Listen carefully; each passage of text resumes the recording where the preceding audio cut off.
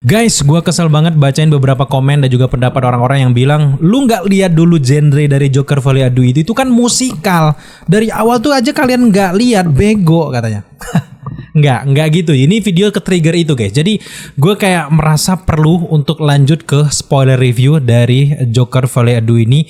Buat teman-teman ataupun orang-orang di luar sana yang bilang orang-orang yang nggak suka dengan film ini mungkin IQ-nya di bawah gitu. Kalian nggak ngerti konsepnya, men.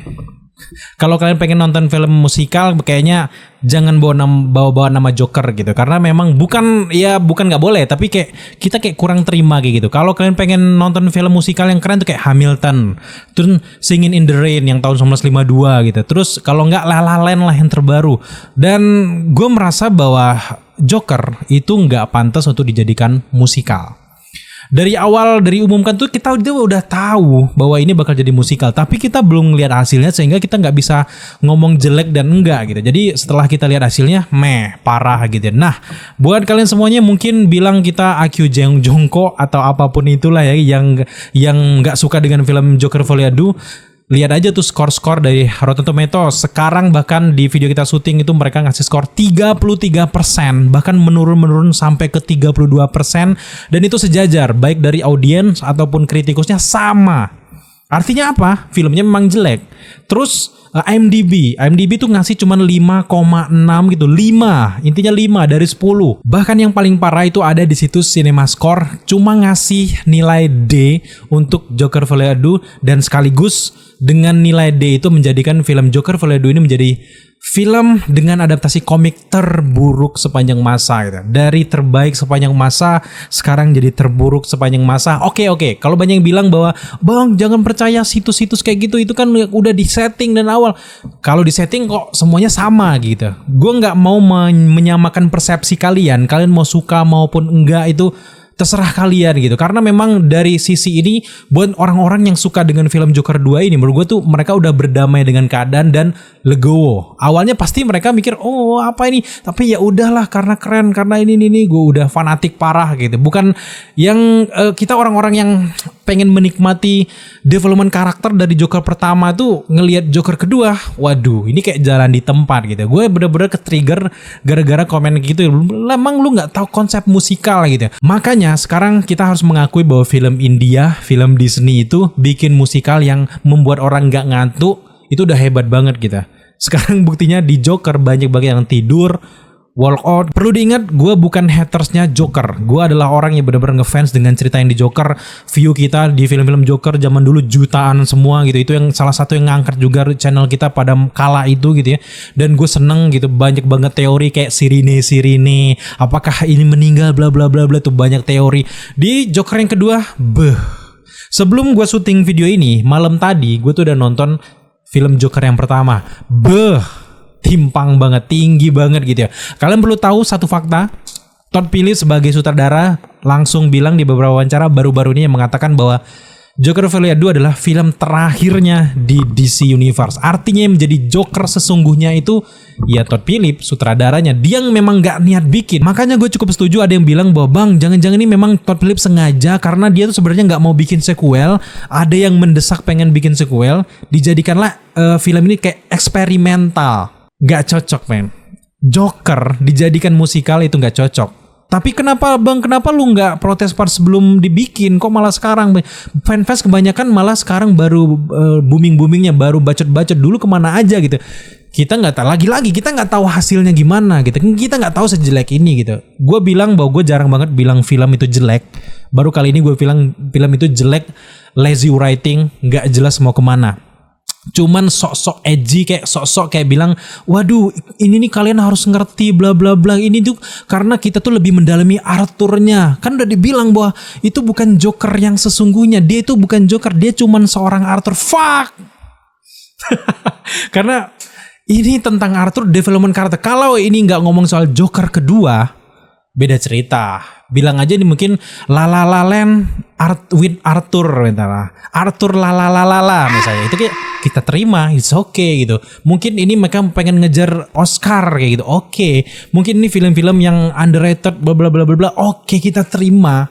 Tapi ini lu mau bawa konsep dari Joker yang pertama yang Bridgingannya tuh udah dapet banget di Joker yang pertama. Bagaimana Arthur Curry ini jadi gila, stres, delusi.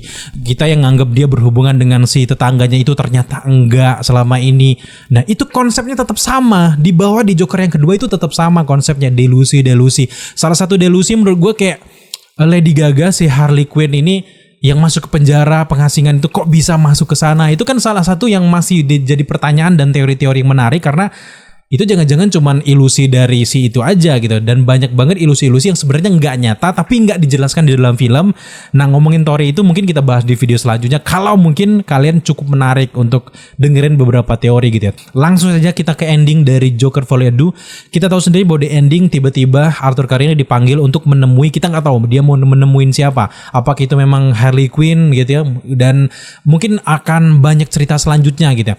Nah tiba-tiba dia datanglah si sosok pria yang misterius ini yang digadang-gadang akan menjadi Joker yang sesungguhnya gitu. Karena Arthur Curry ngomong dia bukan Joker, banyak orang terinspirasi pengen jadi Joker, cuman separuh 5 menit itu doang gitu ya. Apakah kita duduk di bioskop dari awal cuman pengen lihat itu doang, kayak terlalu terpaksa, kayak seolah-olah datang kayak orang-orang dari Warner Bros misalnya, gue harus ada ini ya supaya bridgingannya mantep untuk Joker di next, nanti Jokernya kayak ini harus kayak gini ya supaya pas sama The Batman ya kan. The Batman juga yang dicabikin kayak gitu kan, harus kayak gitu. Kayak terlalu disengaja, kasar banget gitu. Termasuk juga dengan Harvey Dent. Sebelumnya gue bilang Harvey Dent gitu, maaf ya gue sering banget salah nyebutin karakter karena terlalu banyak, ratusan ribu mungkin karakter comic book yang ada di kepala gue gitu. Harvey Dent itu kan dibuat sengaja wajahnya hancur di sana, kayak terlalu disengaja gitu. Termasuk juga dengan Arthur yang paling dekat dengan ledakan, dia nggak meninggal ataupun cedera, men. Dia bisa bangkit lagi padahal dia yang paling dekat dengan ledakan itu. Ada banyak sekali hal-hal yang terlalu lazy writing menurut gue, yang terlalu nggak masuk ke akal dan juga logika kita yang terjadi dari film ini. Ya kalau kalian bilang bahwa film ini tuh film orang gila bang, bla bla bla bla bla bla, gue nggak mau nonton film orang gila. Gue pengen nonton Joker yang development karakternya udah jadi di film yang pertama. Dan gue pengen lihat di sini gimana dia proses dia menjadi panutan yang sesungguhnya. Udah dibikinin Joker juga kan, film Joker. Gue tuh pengen bridgingan itu karena udah ada. Kalau nggak ada bridgingan gue nggak akan kayaknya sekesel ini, sekecewa ini. Karena memang di situ udah dibilang bahwa si Harley Quinn ini yang dia nggak mau disebut namanya Harley tapi Lee kayak gitu tuh udah aneh. Menurut gue udah aneh parah gitu. Terus si Harley ini bilang, kalau kita harus keluar dari sini, kita harus membuat gunung kayak gitu. Kita akan membuat sesuatu yang besar. Tapi sampai akhir film nggak ada hal-hal besar itu. Justru aku nggak percaya karena kamu bukan Joker. Ya udahlah. Terus anaknya gimana? Apakah itu delusi juga anaknya? Apa emang beneran? Apa nanti jangan-jangan kita disuruh berteori, wah anaknya ini yang akan menjadi Joker sesungguhnya? Fuck. Nggak kayak gitu. Tadinya gue sempet mikir lagi setelah gue buat review itu, oh jangan-jangan kayak gini. Setelah gue dapet info kalau Todd Phillips nggak akan melanjutkan Joker, artinya memang ini ya project main-main aja, eksperimental yang bunuh diri menurut gue gitu ya. Kasihan Warner Bros-nya menurut gue gitu, karena dengan kayak gini Lady Gaga yang juga udah keren, mentang-mentang ada Lady Gaga dibikin ke musikal yang terlalu berlebihan gitu ya. Makanya lagi-lagi gue salut dengan film-film dari Disney India yang bisa match sama ceritanya. Ketika dia lagi jatuh cinta, kayak gitu, lucu, masuk kayak gitu. Kayak film-film Disney, Aladdin, pas dia cerita masuk pas, nggak terlalu berlebihan. Kalau di sini lu nyender dikit nyanyi. Jadi sampai detik ini gue akhirnya tahu kesimpulan bahwa film yang berat, depresi, gila itu nggak bisa disandingkan dengan nyanyi. Meskipun memang ini menggambarkan isi kepala dari Arthur, dia segila apa orangnya, tapi nggak pula yang sampai harus setiap detik lu harus nyanyi kayak gitu. Gue bener-bener gue kecewa. Sampai detik ini adalah gue salah satu orang yang kecewa, dan sebagian besar orang itu kecewa.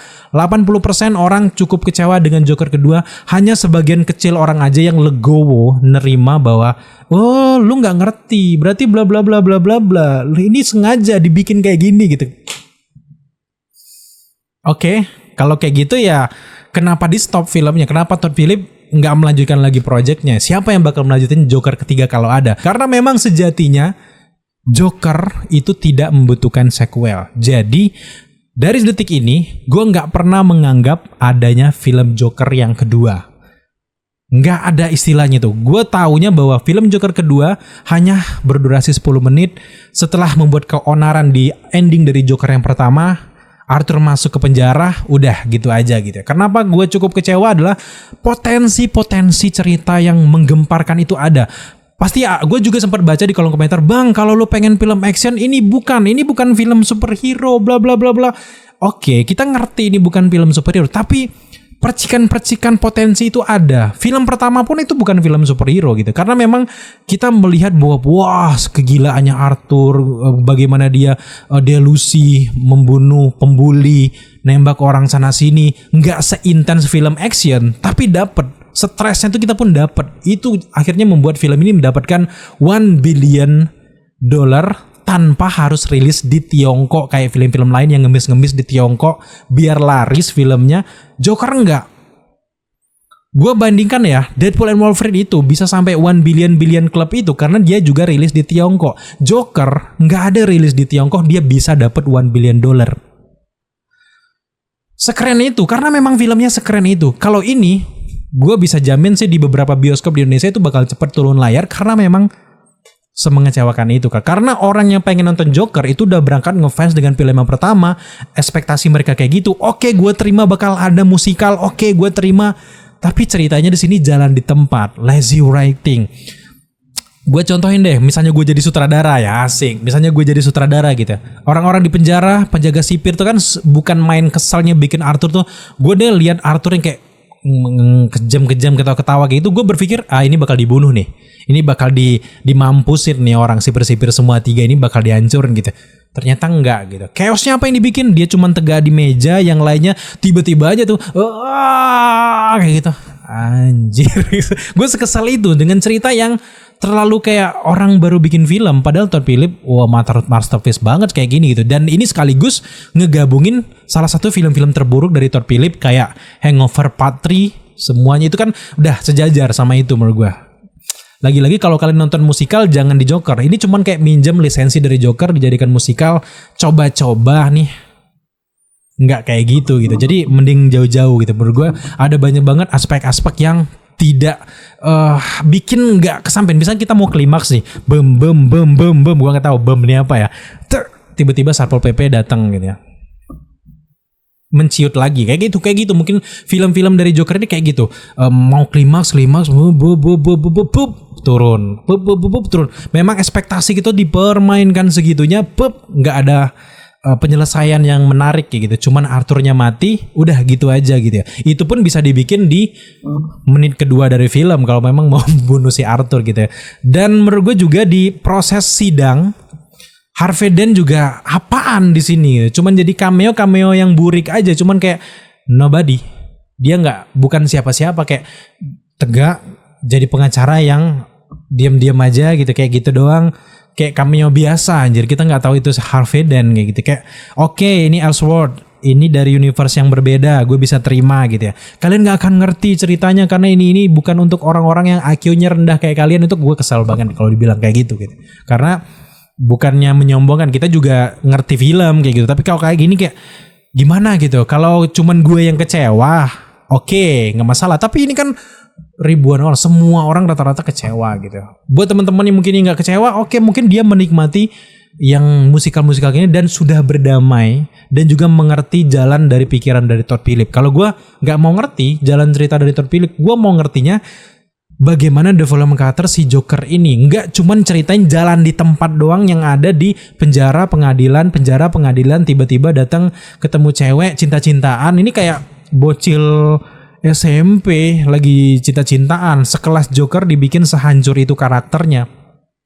Kita nggak bisa gitu ya. Kalau ke depan gue mulai mau memprediksi masa depan ya. Kemungkinan untuk menang Oscar untuk Joker Folie 2 ini masih ada. Karena memang dari syuting-syutingnya, pengambilan gambar, development karakternya benar-benar ya cukup lumayan untuk Oscar worthy gitu. Memang Todd Phillips tujuannya ke sana, pengen menang Oscar aja gitu tanpa memuaskan para fans. Tapi apakah bisa menang dengan fans yang banyak yang kecewa ini gitu ya? Apakah bisa menang dengan kayak gitu? Dengan penulisan skenario menurut gue bapuk parah, apakah bisa menang juga? Kalau aspek dari penggambar gambar mungkin bisa, tapi kalau jalan cerita Gue nggak bisa deh kayak gitu. Ada terlalu banyak hal-hal yang terlalu dibikin instan di film ini yang membuat kita ya kayak gitu doang gitu. Jadi untuk melanjutkan diskusi kayaknya lebih baik kita diskusi di kolom komentar di bawah. Gue bakal balasin komentar-komentar kalian yang mungkin pengen membantah ataupun menyanggah ataupun setuju tapi punya pandangan berbeda. Gue pengen lihat pendapat kalian di kolom komentar di bawah gimana. Jadi ini review yang spoiler tapi gue nggak terlalu menceritakan karakternya karena memang gue nggak terlalu tertarik dengan karakter yang ada di sini. Termasuk juga karakter-karakter lama yang masuk ke sini lagi itu yang nggak terlalu bisa menguatkan jalan ceritanya gitu. Inti dari film ini ya Harley Quinn, si Lee ini sama si Arthur. Intinya masih banyak delusi-delusi yang kita belum sadar di film ini yang sebenarnya nggak terjadi tapi dalam bayangan delusi dari Arthur itu terjadi. Masih banyak banget di sini dan itu nggak perlu gue ceritakan di sini juga kalau kalian udah nonton gitu. Jadi nggak perlu banyak Easter egg yang menarik. Keluarga Wayne juga nggak ada muncul di sini.